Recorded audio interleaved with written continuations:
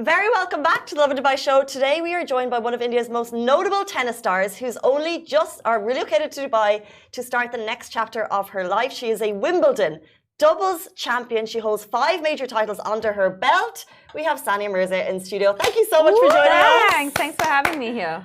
What an honor for us. It really is. It is Sania mania happening in the office. Like, people are dying and queuing up to take pictures with you afterwards. No, I'm excited to be here. I don't think that I have been here before, and I don't think I've done anything with Lovin Dubai. So I was very excited to be here. We've covered you so much, and we are obsessed. Like, we watch your interviews. We know you're so funny and so witty. I'm sarcastic. It takes a special kind to know my humor, but yeah. And I mean, like, you have such a charming laugh. But I want to ask, like, veteran tennis player and all, and you've started at such a young age. At any point, while you were training, while you were playing, have you ever cheated playing the games? I don't cheat. I'm not a cheater. So I was actually the opposite of a cheater. So when you're younger, you actually make your own line calls. There are no umpires and all this kind of stuff, right? So many times the ball would be in, and I would be so like giving, and I'd be like, no. Like, if it was out, I'd be like, no, the ball's in, because I just wanted to make sure that I was not cheating. So like, literally, my coaches had to sit me down, and they're like, you're giving away points. Like, that's not how you're gonna win. So, but I think that you don't really find, contrary to belief, you don't really find that many cheaters. It's very rare. It doesn't happen. Usually, athletes are pretty honest people on the court, at least. I'm glad she's super honest. She's also a tennis player. Are you? No. I played growing up. We were a tennis family, so I played a little bit growing up, and I love the game, but I never continued on in the last couple of years. Yeah. But luckily, when you got to Wimbledon, you had people doing the calls for you, so you never had to luckily, so give we away won. More points. Otherwise, I would have probably lost, right? But jumping back into your childhood, like, what was it like becoming one of the greatest tennis stars India's ever seen, and what was it like starting out? What age did you start playing? Did your parents know? I started playing when I was 6, and honestly, it wasn't something like there was never like a day where we were like, okay, from today onwards, we're going to become a professional tennis player. That never really happened. It was more of a process that kind of just kept going. I used to play tennis, swim, and skate. And I happened to be a little bit better at tennis than the other 2 things, obviously. And then horse riding too, no? No, not horse riding. Okay. Skating, and I fainted once. I had an accident, whatever. Like, I fell. I fainted. My mom dramatically said that I stopped breathing, which I'm sure never happened. But she was like, you stopped breathing? And I was like, wow, did I die? And she was like, no, you stopped breathing. And I never saw my skates after that again. I was like 7 or 8. A mom's worst nightmare, no? Till date, I'm 30. I'm going to be 36 in 2 months. And she's still like, you had stopped breathing. I was like, Mom, I'm pretty sure that didn't happen. I just remembered you slapping me when I like waking me up while slapping me. Typical Desi mom. I know, right? And she was like, pod, like hitting me, and I was like, ow, like that hurts. It did the job. It did do the job, but like, we got rid of the skates. Never saw my skates again, but I did swim for a while after that. But I was just better at tennis than any other sport that I kind of picked up. That was the honest truth, and I was always better at like the age group that I was playing for. So when I was 8, I beat this girl who was 16 in a state tournament. So I was always playing higher than my level, and so it just kind of like, that was the process. Like, we just kind of went from there. How cool, being 8 and beating 16-year-olds. Sometimes when I think of it, because now my son is almost 4, and I was like, now I understand how small. Oh, okay.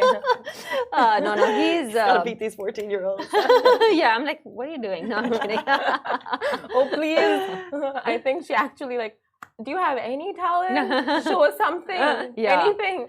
His genes are pretty good, so he's and your husband is also he plays cricket. Yes.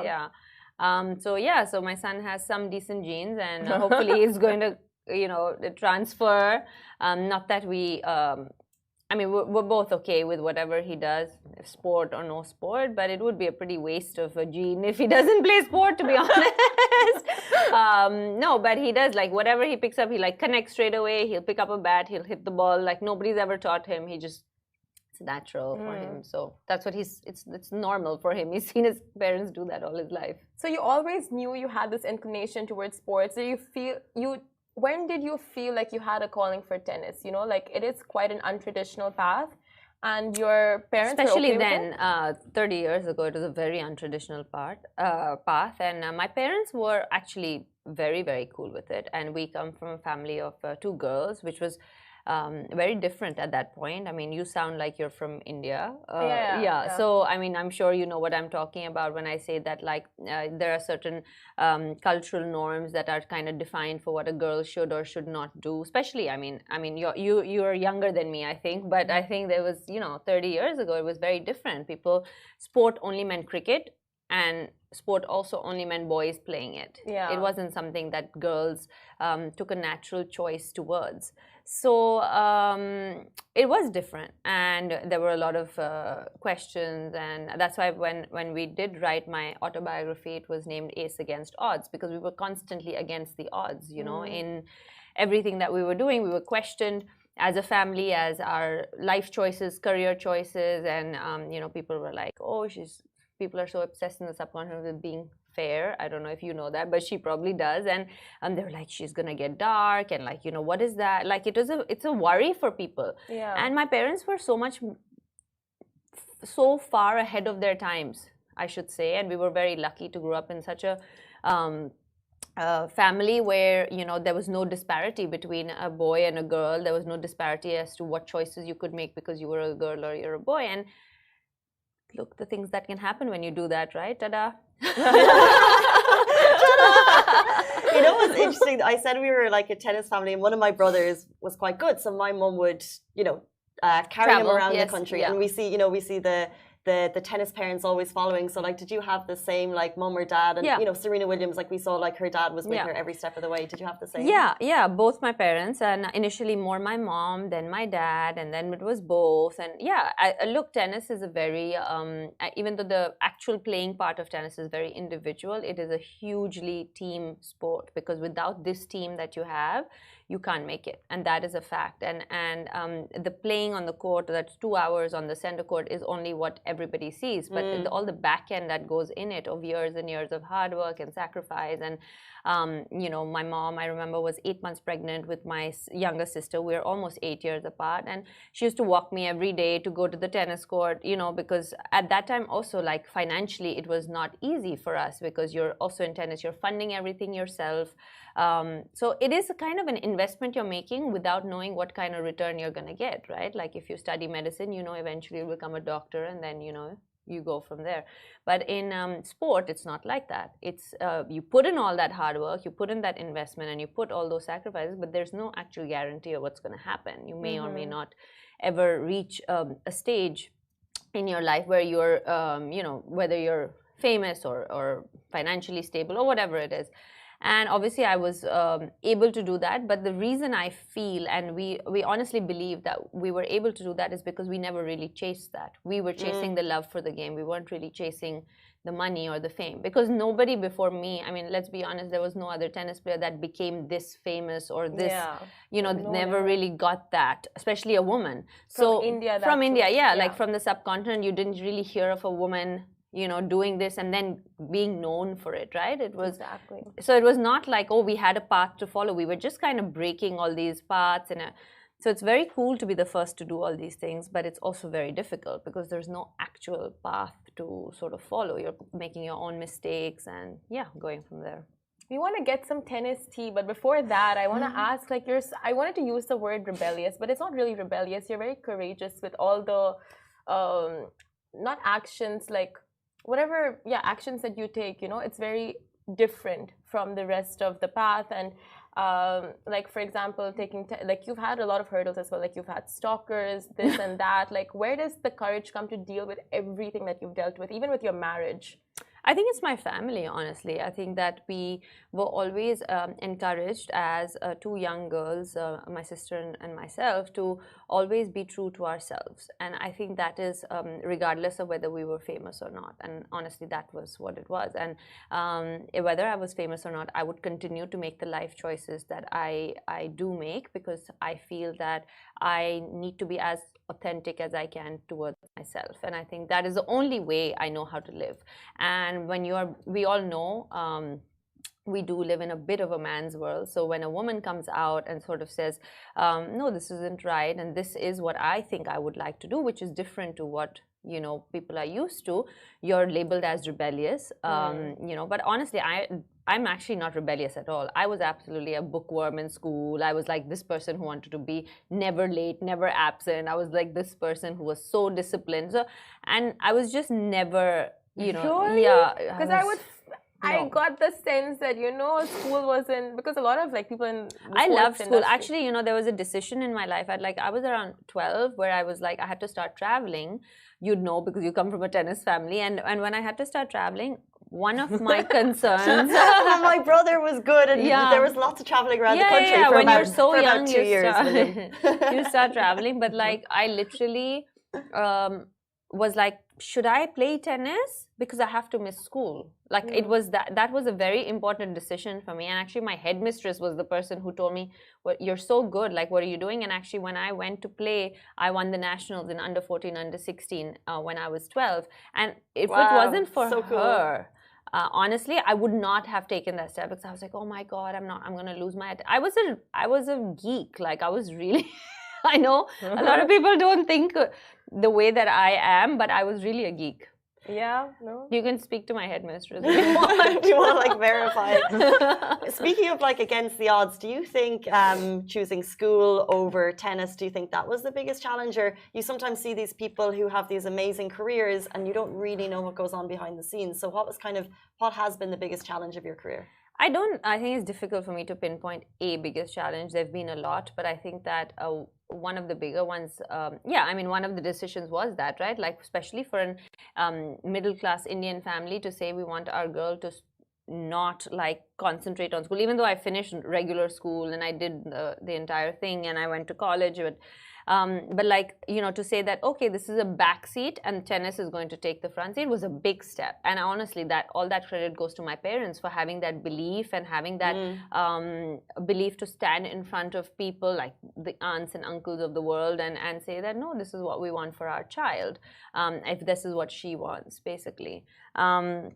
But I think that one of the other hurdles, so to say, was the very fact that I was a young girl from Hyderabad, from a middle-class Muslim family, trying to play Wimbledon, and that was something that was just not heard of, not believed of, and that was something that only us, like the 4 people in my family, believed. And maybe the coach, and we were literally all of us, like 5 people against the entire world, because God knows we're told that we can't do things more than we can in life, especially if you're a girl.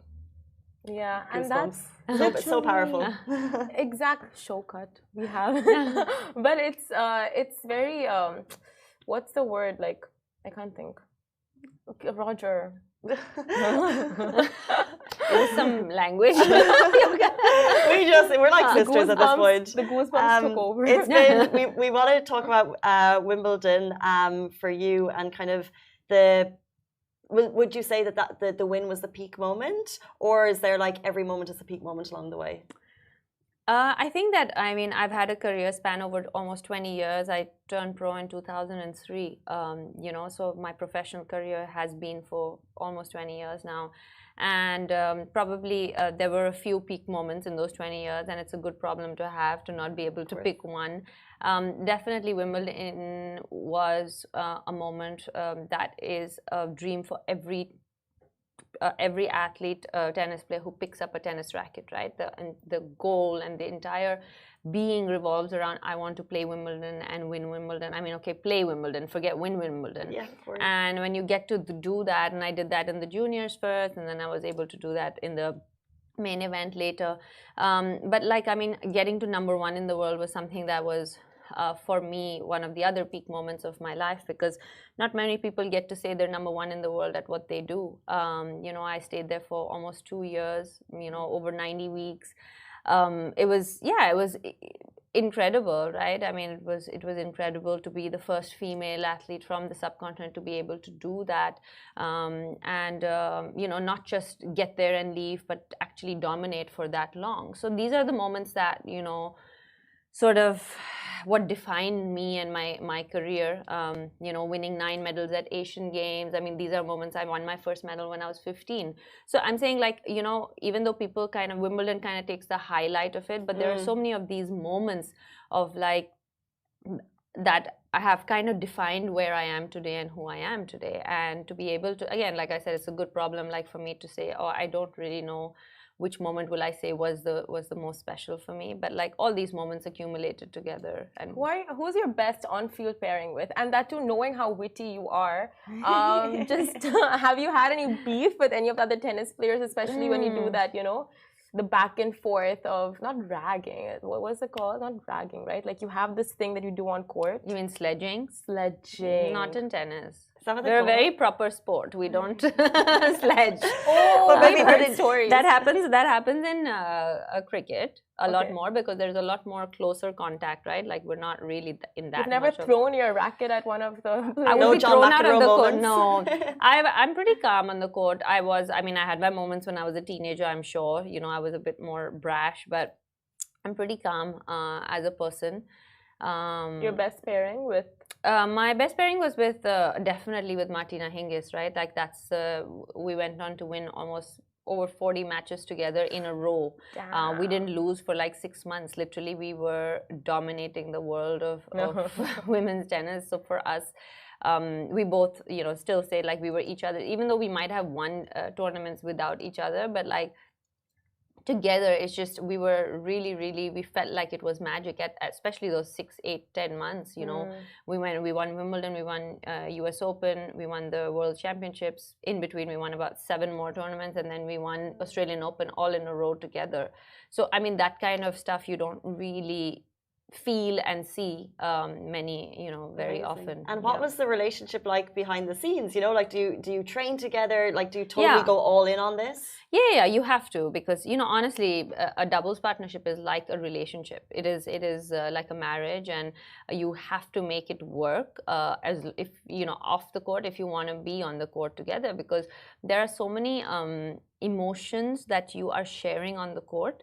You know, you're trying to win together, you take a lot of tough losses together, you're fighting in so many tough moments together, that if you don't have a certain relationship of it, at least for me, I mean, there are some people who can do it, but we couldn't, both of us. And we had a pretty decent relationship. And I mean, I wouldn't say that we were best of friends. And honestly, that's probably healthier that way, because then it becomes too much, because you're constantly together then. But we were good enough friends. I just met her actually at Wimbledon, and she was there to play the Legends, and I was playing, and she was like, "My God, you're still going!" And I was like, "Yeah, not for long, but I am." And we were like warming up together just before our practice, and like we were just catching up. So we still have a really you know, good relationship. Yeah, of course. I mean, when you share so many amazing memories together, how can you not, right? So. Speaking of your career and jumping into a tennis academy, so this is what's happening for you this year, but also we've seen 2 of the greatest of all time, Serena Williams and Roger Federer, leave the game of tennis. Where do you think the game of tennis stands now, and what are you hoping to bring with your academy?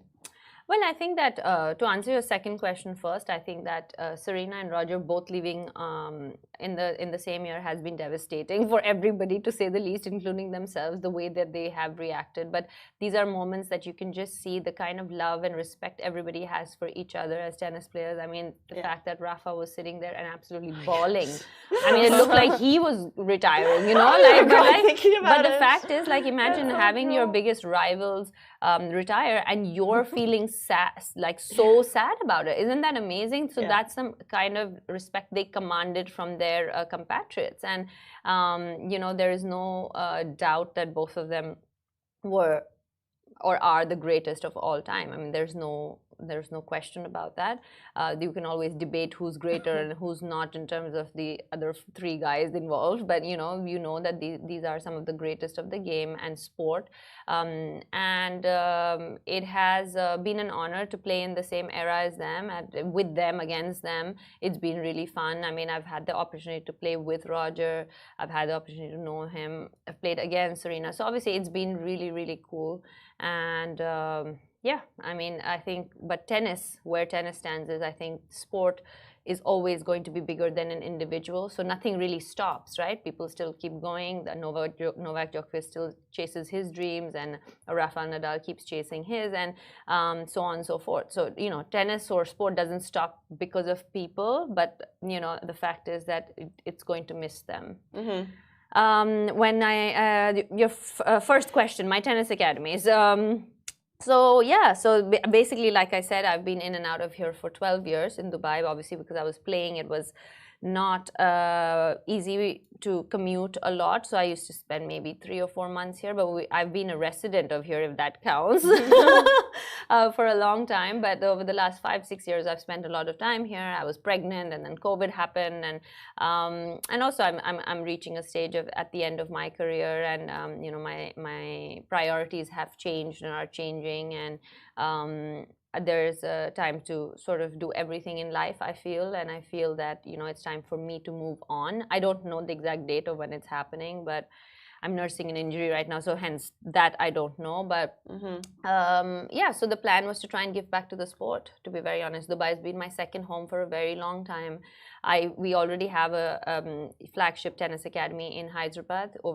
It's been running for 8 years now, which has been doing really well, to be honest. It's made on 4 acres. There's 12 courts. It's one of the best academies in the country. So we thought, this is my second home, and I feel like if I'm able to give back here as well, and just share the experience, because tennis is all I know, and tennis is all I've done, and it would be amazing if we have some tennis players even come out of this region, because I feel like after Ons Jabeur, the way things have moved forward for the Arab world in tennis has been really amazing, and I feel that there's a large subcontinent community here that I feel we should be able to get tennis at least to their homes. Nobody needs to become number one in the world, but at least try to get it to their homes and make it more accessible. Amazing. That's so exciting. But now we move on to the game we've been dying to play with you. It's called Game Set Match, and what basically we're going to do is ask you a bunch of questions, and you have to hit the buzzer if you're a game as in you're interested, it's something up your alley. Is this my buzzer? This is your buzzer. Okay. Do you want to check it works? It works. All right. So you press it if you're not game, if it's not up your alley. Okay. So I'll start with the first question. Farah Khan's biryani. It's because not her yakni is better. Oh, you said no for the biryani? Her yakni is way better, I promise you. Okay. I feel like she's this gonna is kill me, but Farah Khan is this big director in India, and they are really good friends. And so many interviews that you've seen, also she's just been raving about the biryani. Her yakni, it's her yakni. Yeah, what is a yakni? It's I don't know how to explain. It's not biryani. Okay. It is. It's a rice dish. It's with. It's more like a pulao. Okay. If that makes sense. Vegetable biryani. Yeah, but it's but with chicken. I mean, I'm Sania Mirza and she's Farah Khan. The chances of us eating vegetarian are small. Oh God. But no. But she's a great cook, and I actually just met her 2 days ago. I was in Bombay. When was I in Bombay? Mumbai. Yesterday or day before yesterday. I can't keep up. Anyway, I was there day before yesterday. Not at all. Trust me. You don't want this life. I was up for the last 5 hours. My son's been sick. So I was all night. I've not slept. So it's not a lifestyle. I promise you. So, yeah. This makeup does it. No, I'm just being fit and healthy for the last number of years. No. So it's been a rough couple of nights. Actually, he's been pretty sick. He's just had the flu and stuff. So, but I just met her. I was no, it's okay. But yeah, I met her 2 days ago in Mumbai, and she wherever we meet, she makes this unbelievable chicken, this roast chicken, and whenever she meets me, it's a rule that she needs to bring it. Even if she comes to Hyderabad, she has to bring it. So you cannot come onto the show and talk about food because both of our stomachs have been rumbling into the microphones all morning. Okay, next question. A reality show following you and your family. Ooh. I don't know, a reality show. Maybe a documentary. I mean, So not game. no, not a reality show. No. Not a reality Like show. you wouldn't be in the Real Housewives of Bollywood situation. Does that answer your question? Yeah, we got the hint. Okay, so checking your partner's phone. Like my husband's phone? Yeah, No. never. Guests wearing shoes. I'm too secure for that. Guests wearing shoes indoors. Oh, that's okay. I'm not. Yeah. Oh, Yeah. never. I used to wear it all the time until I got my own place and got a carpet. Then I'm just like, Okay, maybe not on a carpet, Yeah. but like, I mean, but downstairs, like imagine having a formal dinner and like, please take your shoes off. Like, I think it's a bit weird. yeah, you're right. Now I see. Now you see it. Wow. Nights out till 5 a.m. Yeah. No. Yeah, I'm confused. Yes. You're down for all it. the time. Because actually a very bad morning person, but I can stay up all night. She's a party animal. Oh yeah, People so have not. seen her in clubs. People have seen her in like bars. Just This like, is a tennis player I get behind. Guys, that's sarcasm. By the way, Oh. I'm just. I'm no, yeah. What we've heard stories of like you partying when Farah Khan passed out beside you on my birthday. at a club. I mean, I'm allowed to party on my birthday. I'm actually not a party animal at all. If you ask any of my friends, they'll be like, me and my best friends, our biggest hangout is wearing our night suits and sitting like on the couch and Can I get a watching fist like, bump? yeah. I mean, like I've reached that stage of my life, guys. Yeah, It's no. Like, yeah. No. I told you, you're much younger. We're not. You'll catch up. You'll catch up. You'll don't learn the worry. way. Skydiving. No way. I'm scared of heights. Oh, wow. Have you been to Burj Khalifa?